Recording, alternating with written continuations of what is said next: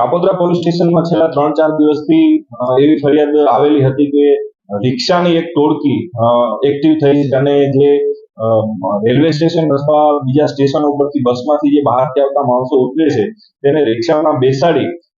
અને એના ખીચામાંથી પાકીટ અને રોકડ રકમ તથા મોબાઈલ આવી બધી ચોરીઓ કરે છે, જેના અનુસંધાને કાપોદ્રા પોલીસ સ્ટેશને 2 દિવસ પહેલા બે ગુના દાખલ થયેલા,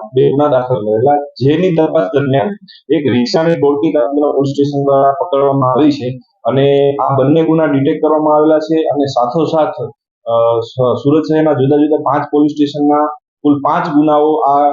ટોળકી દ્વારા છેલ્લા અઠવાડિયામાં અંજામ આપવામાં આવેલો, જુદા જુદા સિનિયર સિટીઝનોના પૈસા ચોરીના ગુનાઓ કાપોદ્રા પોલીસ સ્ટેશન દ્વારા ડિટેક્ટ કરવામાં આવેલા છે.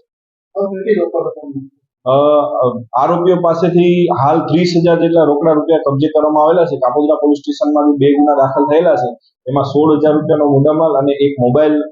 રિકવર કરવામાં આવેલો છે. બાકી અન્ય પોલીસ સ્ટેશનના રૂપિયા રિકવર કરવામાં આવેલા છે અને આરોપીઓની એવું છે, આરોપીઓ ભેસ્તાણ આવાસમાં રહે છે અને અગાઉ પણ આવી નાની મોટી ચોરીમાં 8 થી 10 વાર પકડાયેલા છે આરોપી અને આ આરોપી પૈકી એક આરોપીને વોન્ટેડ પણ જાહેર કરેલો છે, જેની પણ તપાસ ચાલુ છે, શોધખોળ ચાલુ છે.